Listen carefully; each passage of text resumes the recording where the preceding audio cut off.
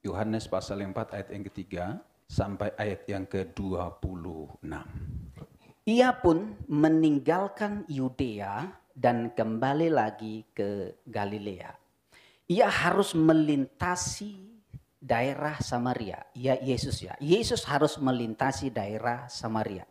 Maka sampailah ia ke sebuah kota di Samaria yang bernama Sikar dekat tanah yang diberikan Yakub dahulu kepada anaknya Yusuf.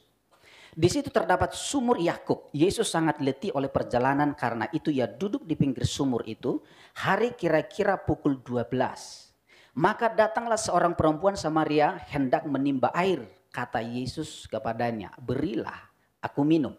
Sebab murid-muridnya telah pergi ke kota membeli makanan. Maka kata perempuan Samaria itu kepadanya, "Masakah engkau seorang Yahudi minta minum kepadaku seorang Samaria?" Sebab orang Yahudi tidak bergaul dengan orang Samaria.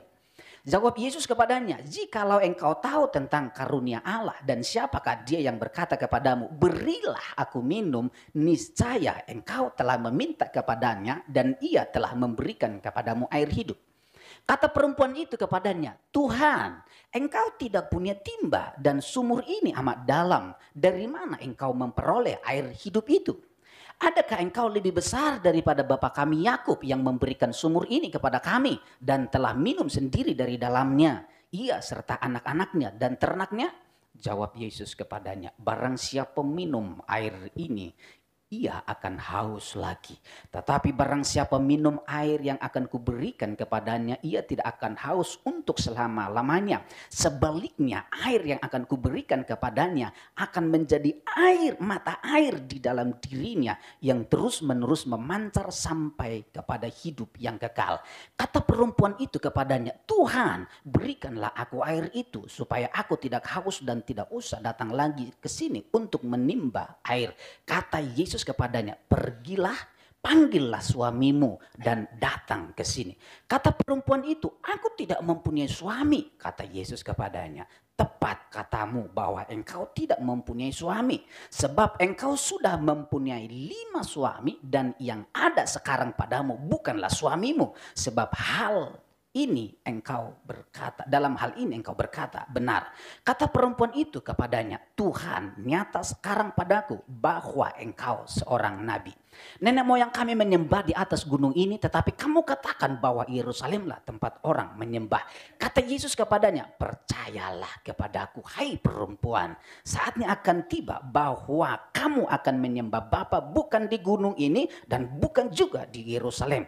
Kamu menyembah apa yang tidak kamu kenal, kami menyembah apa yang kami kenal. Sebab keselamatan datang dari bangsa Yahudi. Tetapi saatnya akan datang dan sudah tiba sekarang bahwa penyembah-penyembah benar akan menyembah Bapa dalam roh dan kebenaran. Sebab Bapa menghendaki penyembah-penyembah demikian.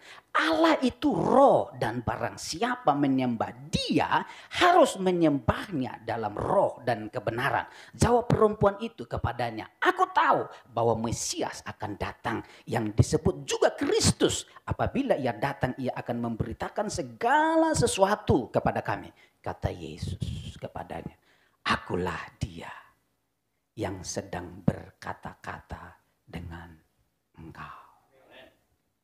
Bapak Ibu Saudara, kita mau belajar cara penginjilan Tuhan Yesus. Hari ini kita mau belajar dari Yesus satu hal, yaitu cara penginjilan. Cara yang dipakai Tuhan Yesus ini bisa kita gunakan di mana saja, untuk siapa saja, dan kapan saja. Seringkali disebut dengan 3S. 3 saja. Seperti apa cara yang dipakai oleh Tuhan Yesus?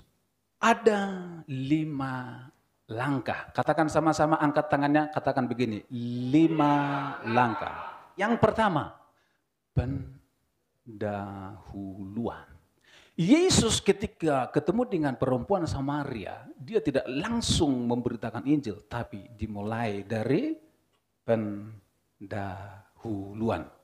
5 langkah atau 5P. P yang pertama adalah pendahuluan. Ingat ya, 5 ini ya. Pendahuluan membicarakan hal-hal yang umum. Hal-hal yang umum itu adalah hal-hal yang sehari-hari. Kalau saudara ngomong sama orang tentang kehidupan sehari-hari, saudara takut enggak? Yesus memulai penginjilannya dengan pendahuluan, yaitu hal-hal yang umum. Dimulai dari air sumur. Apa yang saudara bisa ngobrol sama orang? Saudara ketemu dengan orang, apapun yang saudara biasa obrolkan. Yang penting ada interaksi. Tanamkan di pikiran dan di hati. Amin. Saya yakin sampai di sini kita semua pasti bisa. Setelah ngobrol hal yang umum, saudara bisa kenalan.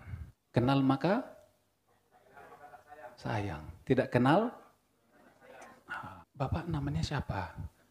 Nama saya Pak Suharno Sitompul. Bapak tinggal di mana? Oh, saya di jalan Sisingamangaraja. Kalau sudah sampai di situ kita ngobrol sama orang, berarti sudah itu sudah nyambung. Lalu kita tanya, umurnya berapa Pak? Kalau umur itu umum, apalagi orang tua dia tanya umurnya berapa Pak? 70. Ketika dia bilang, wih Bapak umur 70 masih sehat. Wah iya, dia itu kita angkat dia senang. Yang pertama tadi pendahuluan. Ketika pendahuluan kita sudah ngobrol, kemudian kita masuk dalam P yang kedua, yaitu peralihan. Peralihannya itu apa? Kita alihkan orang itu ke hal-hal yang rohani.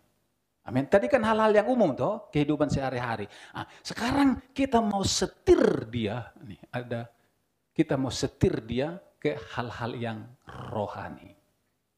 Yesus mengalihkan perempuan itu dari air sumur ke air kehidupan.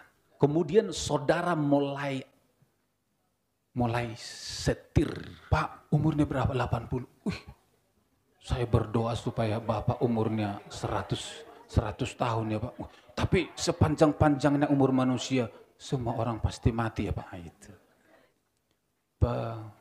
Penginsafan. Insaf itu sadar diri.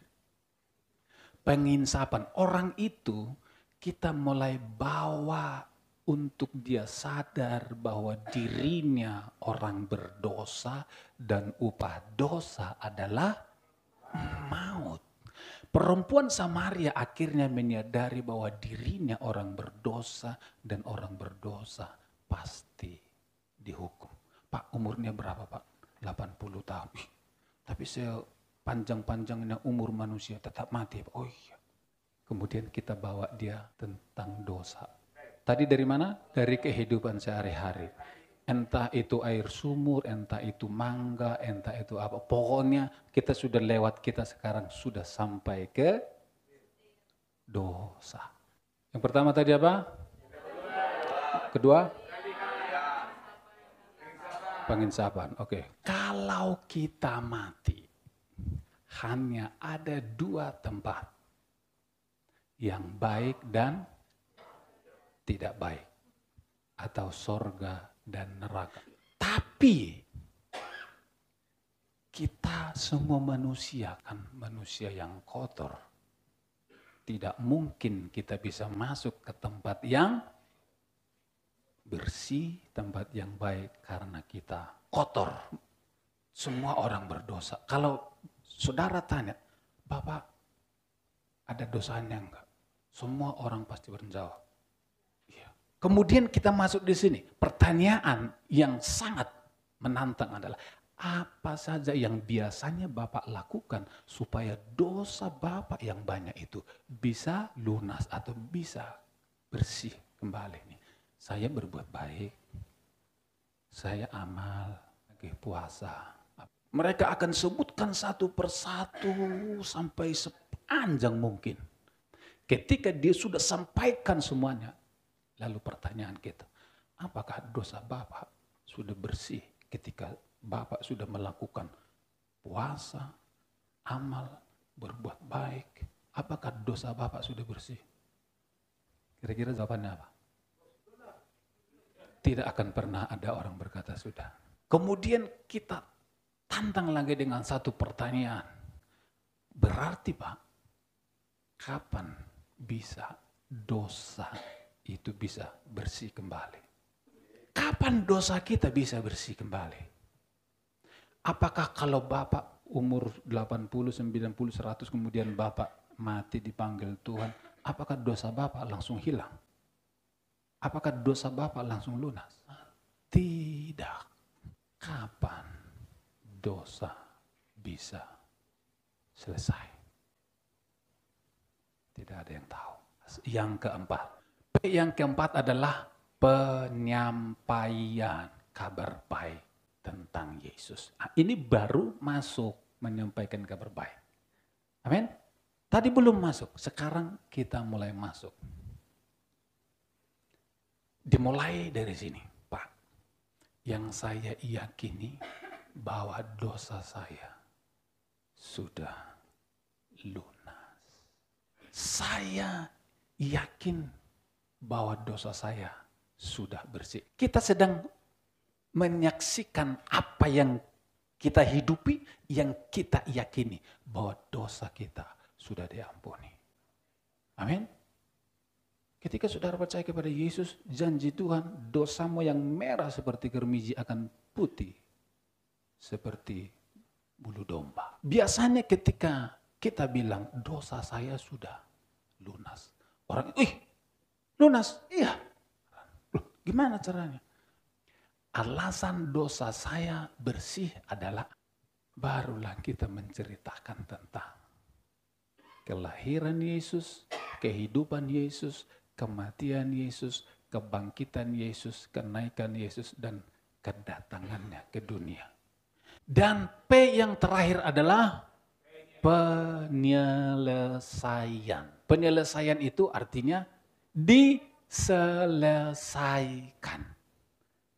Diselesaikan itu artinya kita memberi tantangan kepada orang itu. Ketika kita sudah ceritakan tentang Yesus, lalu kita berkata, apakah Bapak mau percaya kepada Yesus atau Isa Al-Masih? Ada yang bilang tidak. Ada yang bilang, ya percaya. Ketika orang itu berkata percaya, kita berdoa ya Pak, supaya Bapak menerima pengampunan dan keselamatan. Nanti Bapak ikuti doa saya. Tuhan Yesus, terima kasih. Hari ini aku dengar kabar baik. Aku mengundang Engkau dalam hatiku. Ampuni semua dosa-dosaku. Jadilah Tuhan dalam hidupku hari ini sampai selama-lamanya. Amin.